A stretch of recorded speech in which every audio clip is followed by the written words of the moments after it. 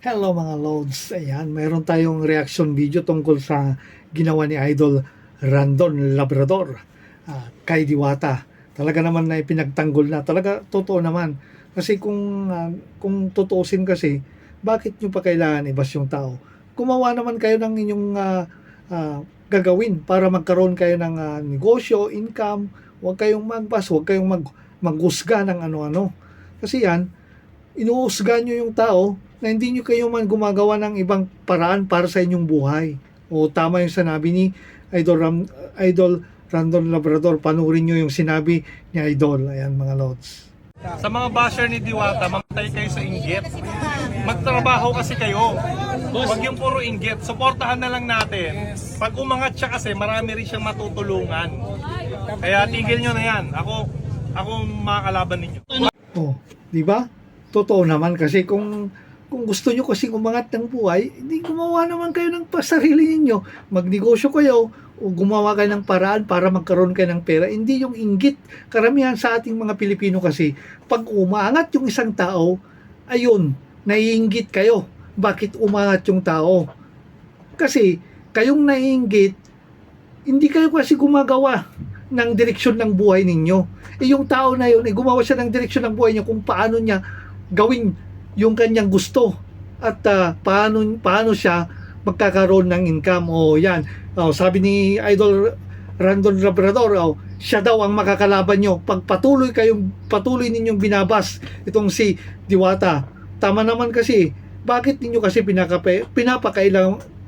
pinapakailaman pa o panurin nyo pa ang mga sinabi pa ng idol natin ni si Randol Labrador. Mag-a-apply na ako dito eh. Mag-a-apply na ako ng voucher. Diwata, anong masasabi mo? Pina-vlog natin para makita ng suporta.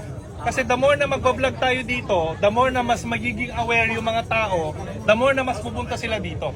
Okay? So walang problema doon kahit araw-araw mong i-vlog si Alam mo kasi, Diwata. kahit anong gawin mo sa buhay mo, meron at merong masasabi yung mga tao sa'yo. Gumawa ka ng Tama man o mali. mabuti, di ba? May masasabi. Tama man o mali, may masasabi. Di ba? Eh di gawin mo na lang kung anong gusto mo. Yun. Di ba? Di ba? Tama naman eh. Tama yung sinabi niya talaga. Big check kay Idol Labrador. Alam nyo yan, totoo naman kasi, kahit anong gawin mo, kahit anong gawin mong kalinis sa iyong buhay, mayroon pa rin silang masasabi.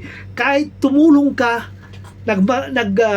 nagpakumbaba ka, mayroon pa rin mga tao na pilit kang idinadown dahil sa kanilang inggit. Di ba?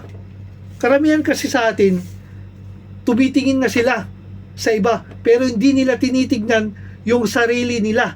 Magsalamin muna kasi kayo bago kayo tumingin sa iba. Yan ang karamihan. Paano?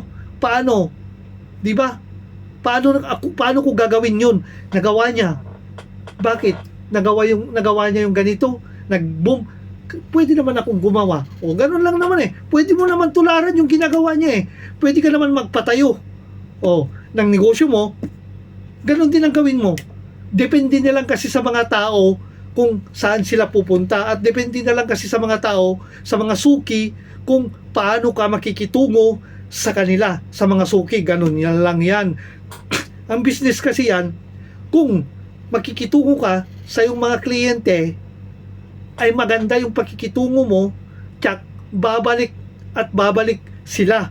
Kung negosyante ka nga, sikat na negosyante, sabi mo kahit mayaman ka, kung yung pakikitungo mo ay asal hayop, sinong pupunta? Sinong pupunta sa yung business? Sinong pupunta sa yung company? Sinong pupunta sa yung mga negosyo? Kung asal hayop ka, na ang pakinabang mo lang ay yung pera lang nila ang gusto mong hakutin, pero yung ramdam nila at pag-uunawa, hindi nila nararamdaman sa'yo. Paano magiging click yung negosyo mo? Di ba? Ganyan ang mindset natin. Kaya, bago ka humusga at bago ka magtayo ng negosyo mo, aralin mo muna. Huwag yung puro pride ang pinapanigan mo. Yung pagka-pride mo dahil ikaw ang may-ari, hindi yung ganon. Makikipag-calibrate ka sa mga tao. Makikipatungo ka sa mga tao ng maganda. Ganun lang kasimple. Sabi nga ni Idol, Mag-a-apply na lang siya ng security kay Diwata para mabantayan niya. Para wala nang magbas. O, di ba? Ganun ka malasakit sa idol. Kasi wala naman siyang inaapakan itong si Diwata na ibang tao. Ang hangad niya lang yung business niya. May taguyod at makatulong din sa mga tao na walang mga trabaho. Kasi yung walang mga trabaho, pwede silang mag-apply doon hanggat may position na bakante. Ganun lang kasimple ang buhay natin. Ganun lang kariltok ang buhay. Hindi dapat kayo mainggit at hindi kayo dapat sumira at magsalita ng ano-ano laban sa kanya. Ganun lang kasimple mga ka-LG. Okay, thank you. At sana nagustuhan nyo itong reaction video ko. At don't forget to follow my Facebook page, LG Rosana Vlog. And pakishare na lang po. Thank you for watching.